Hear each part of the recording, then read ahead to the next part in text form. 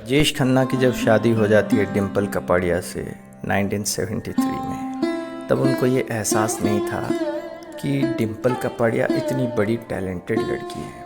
क्योंकि बॉबी फिल्म जो 1973 में बाद में रिलीज़ हुई, तब वो शूटिंग पर थी, अंडर प्रोडक्शन थी फिल्म, तो उनको तो नहीं मालूम था। उन्हें सिर्फ राज कपूर साहब ने कहा कि एक अच्छी लड़की है जिसको मैं लॉन्च कर रहा हूँ। वो और बात है कि ऋषि कपूर उस फिल्म के मेल लीड थे, बट राजेश खन्ना से जब शादी होती है और धीरे धीरे जब वो शादी आगे बढ़ती है तो पहला बच्चा यानी कि पहली लड़की पैदा होती है जिनका नाम है ट्विंकल खन्ना। जब ट्विंकल घर में रहती हैं तो उस वक्त वो फिल्म शूटिंग कंप्लीट होकर उसका प्रमोशन चल रहा होता है, बॉबी फिल्म। लेकिन बॉबी फिल्म जब रिलीज़ हो जाती है, बहुत फेमस हो जाती हैं डिम्पल कपाड़िया, तब वो स्टार बन जाती हैं, उनके पास बहुत सारी ऑफ़र्स आती हैं। लेकिन शादी के बाद राजेश खन्ना चाहते थे कि उनके बच्चों की एक माँ उनके घर में आए, एक हीरोइन नहीं आए, वही वो चाहते थे। लेकिन वो टैलेंटेड डिम्पल कपाड़िया जो कि डिम्पल खन्ना नहीं बन पाई उनको ये नागवार थी बात, तो वो बात नापसंद थी, उसकी वजह से धीरे धीरे तनाव बढ़ गया। लेकिन राजेश खन्ना का भी बहुत बड़ा कसूर है कि शादी के बाद अमिताभ बच्चन साहब की शादी होती है, दोनों लंदन में मिलते हैं, सब लोग आ जाते हैं अपने अपने घरों में, अमित जी भी चले जाते हैं अपनी पत्नी के पास, लेकिन राजेश खन्ना देर रात पार्टी करके 2 बजे आते हैं। उसके बाद 73 के पश्चात बहुत सारी फिल्मों में as a peak superstar Rajesh Khanna काम करते हैं। फैंस फॉलोइंग तो होती हैं क्योंकि काम तो करते रहे और नामचीन तो थे ही, और भी ज़्यादा नामचीन थे इनफैक्ट। लेकिन स्टारडम धीरे धीरे ढला, वो और बात है।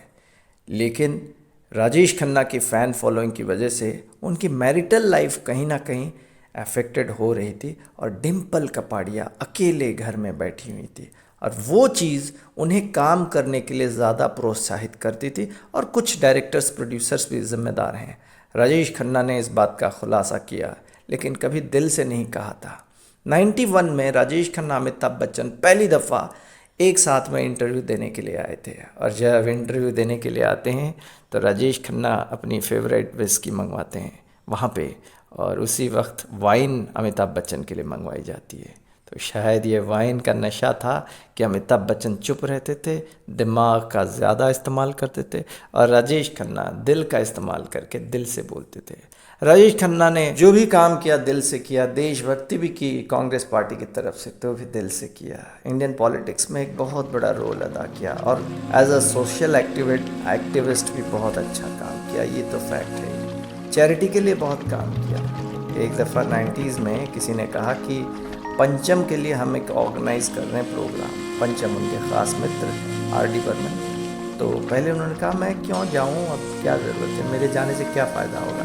ना आपके जाने से काका जी, तमाम जो चैरिटी में पैसे आएंगे आपकी वजह से, आपके सुपरस्टारडम की वजह से, क्योंकि सुपरस्टार तो थे ही, हैं, रहेंगे, तो वो थोड़ा सा गरीब के पेट में जाएगा। तो ये सुन के बड़े खुश होके काका जी चले गए। अपने घर के केयर टेकर के लिए भी उन्होंने बहुत कुछ किया निस्वार्थ भाव से। यानी कि उसके घर में किसी की सर्जरी हुई थी तो पैसों की कमी थी, तो काका जी ने कहा कोई बात नहीं, तुम हमारे घर में अभी काम करने के लिए आओ या ना आओ, तुम्हारे बच्चों के लिए और तुम्हारे पतिदेव के लिए मैं अगले 3 महीने का राशन का इंतज़ाम कर दूंगा। और वैसा किया उन्होंने अपने पैसे से। उनका दिल इतना बड़ा था कि एक दफ़ा उनको पता चलता है कि आर.डी. बर्मन इंडिया में नहीं है रिकॉर्डिंग स्टूडियो में, तो सीधा उनको पता चलता है कि वो अमेरिका में इलाज के लिए गए हैं, हॉस्पिटलाइज्ड हैं। तो चिंतित हो गए और तुरंत फ़्लाइट टिकट करवाई। सोचो कोई ऐसा करता है भला, फ़्लाइट टिकट करके सीधा हॉस्पिटल में पहुंच गए। तो वहाँ पे आर.डी. बर्मन देखते हैं, अरे काका तू यहाँ आ गया ना, अरे दिल ने याद किया, दिल तक पहुँच गया मैं। सो दिल से हमेशा काम करते थे और दिल तक पहुँचता था वो।